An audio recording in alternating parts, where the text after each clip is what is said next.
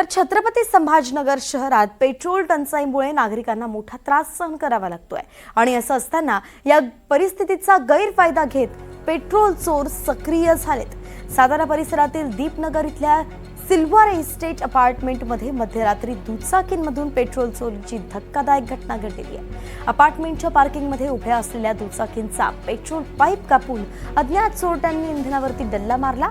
सकाळी कामावरती जाण्यासाठी घाईत असलेल्या रहिवाशांनी गाड्या सुरू करण्याचा प्रयत्न केला, मात्र गाड्या सुरूच होत नव्हत्या।